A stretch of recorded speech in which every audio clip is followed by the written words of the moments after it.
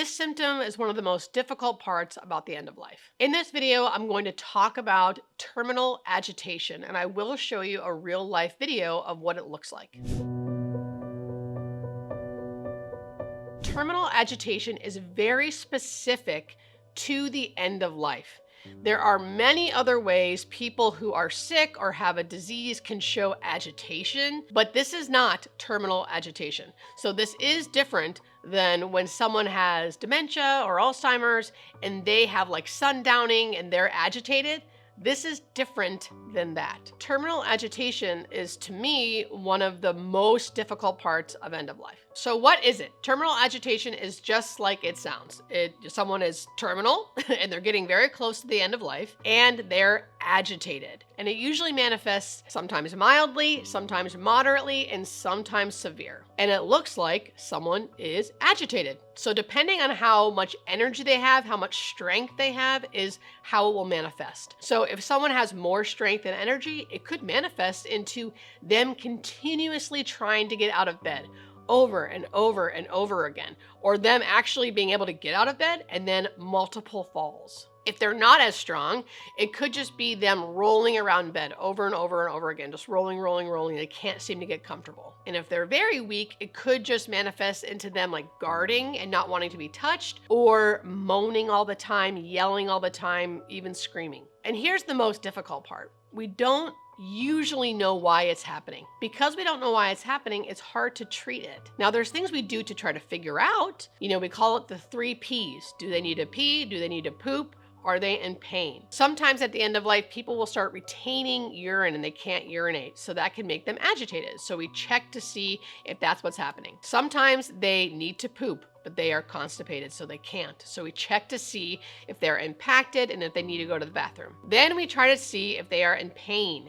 Does pain medicine relieve it? Can they tell us if they're in pain? And if those 3 things aren't it, right, then we usually go to, okay, they might just be terminally agitated. And the big reason why it's so hard is because the person is like not really home, right? You can't talk sense into them.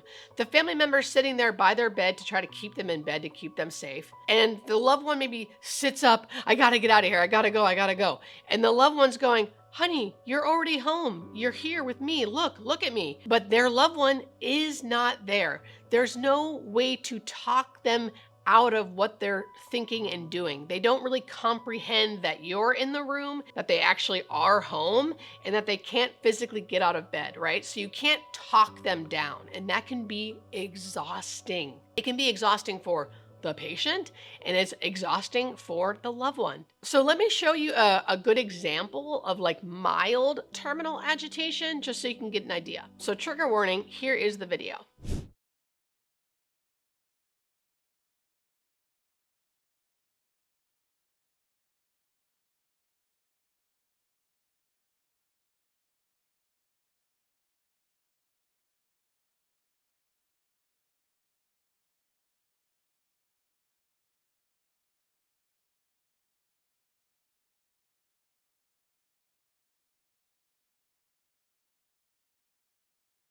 So this is a great video of, like, I would say mild to moderate terminal agitation. You can see they're trying to get out of bed. They're kind of picking at the air, picking at their clothes. They've shoved something in their shorts because they just seem agitated. And they can't really verbally tell you why. Okay, so what diseases do we see this in more often? And then how the heck do we help this? So there is no rhyme or reason to it sometimes. And there are certain diseases that I do see this more often in. And those diseases are anything to do with the liver. So end-stage liver disease, any cancer metastatic to the liver or just liver cancer. And that's usually because ammonia levels rise in the person's blood, and then it makes them very, very confused. Now, sometimes we can give them a drug called lactulose, which does help with that, but sometimes it helps a little, but not all the time, right? So anyone with any kind of liver dysfunction will sometimes have this. Kidney dysfunction as well, sometimes, just because things aren't being cleared in our system and it's making us confused. I also see this a lot in people with any kind of cognitive disorders. So dementia, Parkinson's, Alzheimer's disease. Sometimes, not all the time. And this is different than their normal agitation of like sundowning. I also see this a lot in anything to do with the brain. So any kind of brain tumors, brain cancers, or any kind of cancer metastatic to the brain, you can see this. There are other things that come into play, like people's age. People younger do seem to have more terminal agitation. Personality also comes into play. People who are very, very fiercely independent seem to have more terminal agitation. People with more particular personalities, maybe someone who really likes a lot of control, sometimes they might have more terminal agitation. The good news is there are things we can do about it. So one, the non-pharmacological thing we can do is just decrease stimuli in the room they're in.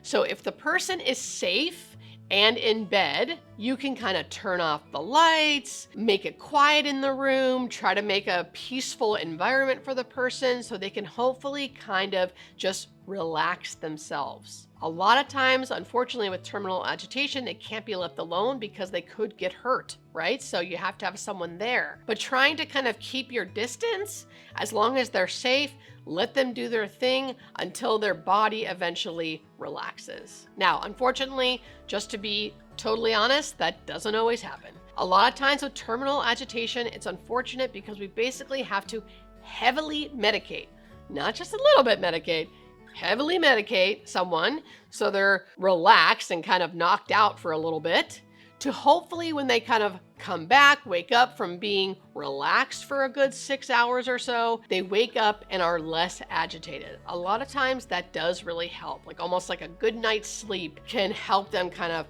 wake up and be a little more clear. So that's usually what can happen. We have to kind of treat the initial terminal agitation. Sometimes it's with a lot of medications, but eventually the person will kind of snap out of it, have good and bad days where some days they're a little more agitated than others, but for the most part, they are chill. And then every once in a while, people truly do have to just be fully medicated because they're either awake and agitated or asleep and not. There is no in between. And those are the patients that I see a lot of times with families. They'll say, you know, they came onto hospice and just medicated them until they died. That is someone that whenever I hear that, I always think, I wonder what was going on. Because a lot of times what happens is someone's terminally agitated, and no matter what we do, if they're awake, they are agitated. And the whole point of us being there is to keep them comfortable until death, right? So if they're always uncomfortable while they're awake, for whatever reason, that usually means we will medicate them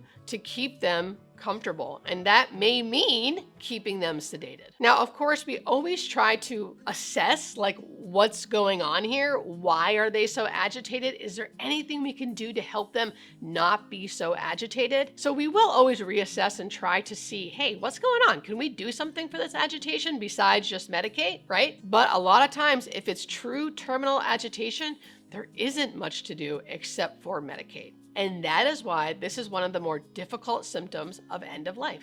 And I want to reiterate that it doesn't happen with everybody. This is not something that happens with everyone at the end of life. Only certain people this happens with, only certain diseases this happens with. Again, age is a factor, personality is a factor, and sometimes we don't know why. We don't know why sometimes. But this is a thing that happens at the end of life. I like to educate about it because it can be exhausting, for the people experiencing it, the patient who's actually terminally agitated, and then their families and loved ones. It's a very hard part of end of life that can happen sometimes. For people who do have to deal with this, meaning families, because like I've said before in many of my videos, hospice is not there 24/7, right? So the families are the ones that have to be there to keep their loved ones safe who is like this. And I've said it over and over again, but that can be exhausting. So my advice for you is one, constantly be in contact with your hospice company. If they need to be more aggressive with the plan or with medications, you need to talk to them. Sometimes this is when continuous care nursing needs to be instated to get the person comfortable, right? So the nurse comes in and they can be there 24 hours a day